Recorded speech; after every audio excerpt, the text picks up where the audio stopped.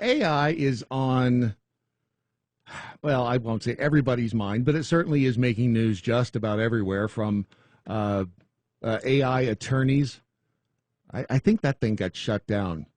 There was a situation, gosh, it was the last year where they were going to have literally an AI attorney in court arguing this guy's case, and I think that got shut down. I'll ask our next guest. But I also want to call your attention to Keira Knightley. She has some plans to uh, patent her voice, or excuse me, her likeness. James Earl Jones is the one who patented and licensed his voice to Lucasfilm for Star Wars. John Rizvi is known as the patent professor over at John Rizvi PA. John, welcome to the program, first of all. Yeah, thank you. Always a pleasure to be here.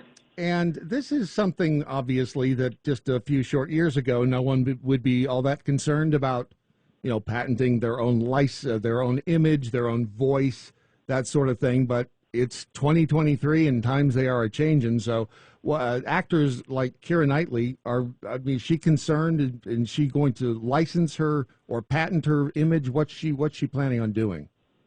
Well, a few years ago, the possibility of a deep fake did not even exist. I mean, right. the thinking that somebody could so realistically take someone else's voice or even their image was not a possibility. So she's raising some incredible concerns. They're very valid in my viewpoint.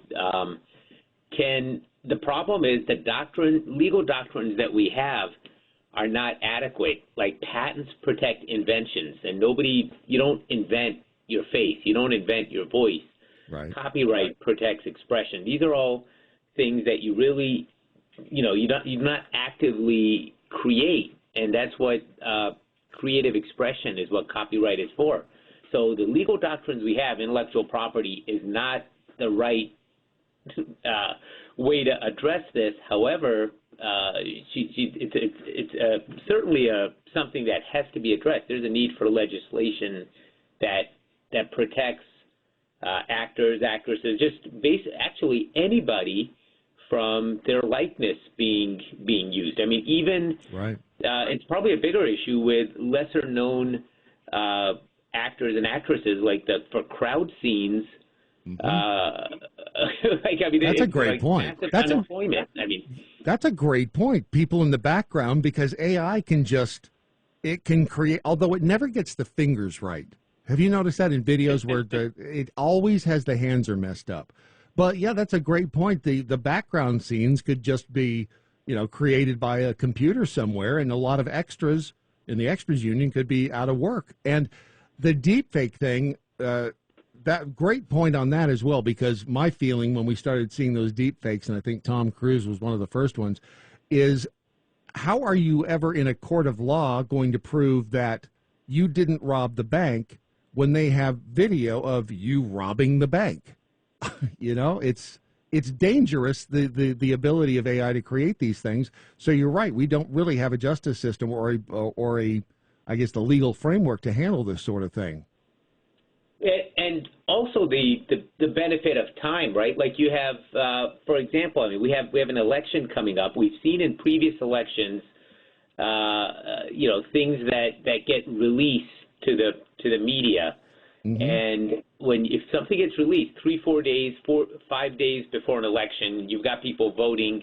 They see, and they don't maybe not even find out that it's a deep fake, like some kind of scandal. Right. Erupts. That's a complete fake scandal, but enough people believe it to change the course of an election. Like it's just scary, the amount of possibility for evil that's there. I mean, they've had the artificial voice used to make phone calls. Like you can call somebody. How do you know if you get a phone call? Right. It could be someone pretending, just basically taking the voice of a parent if you're a child in school, and then saying, hey, you know what, whatever, like a good friend George is going to pick you up, get into the white van. Sounds like mom. Right. You leave and you get into the white van. it's horrendous. So there's a need for, anytime there's new technology, there's the law lags behind before before laws get passed to help prevent that. Like, I mean, we saw that when drones were still new. There were no restrictions on where you could fly them. I mean, there were people flying them at state parks. It was just such a unique thing. They're so ahead of the laws and regulations that you were having that take place, and that's happening now, certainly on a huge scale with AI.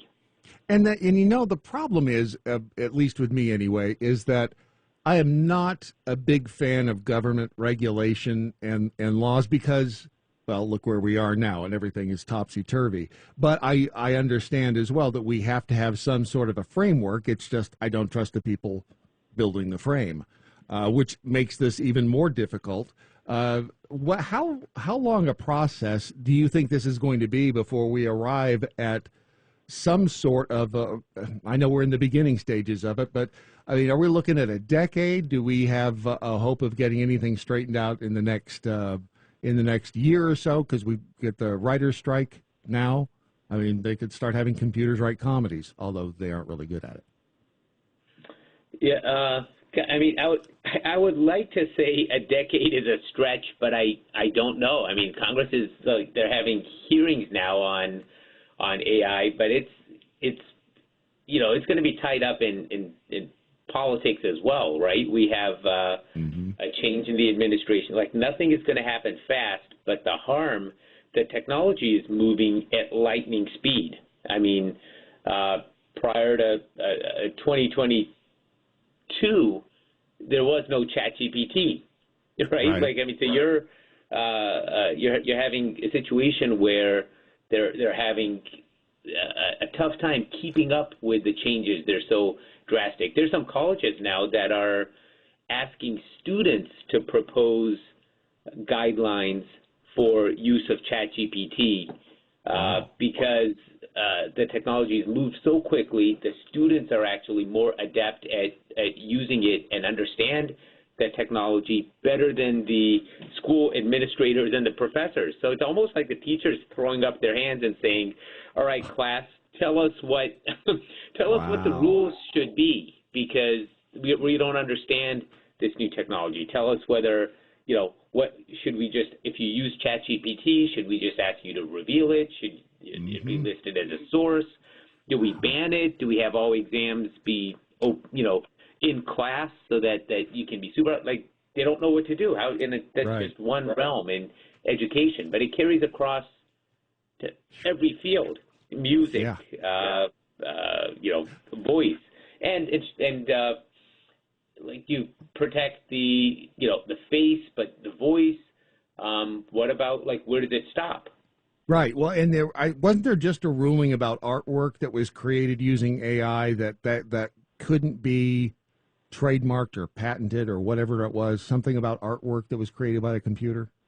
Yeah, so the tough thing is, there's precedent for that. Like, there's nothing wrong with a tool being used by an author to create something. And, for example, there's the Supreme Court, like back in the 1800s, said that a photographer is entitled to a copyright even though they use a camera, because, yes, the camera is a machine, but there's enough human input involved.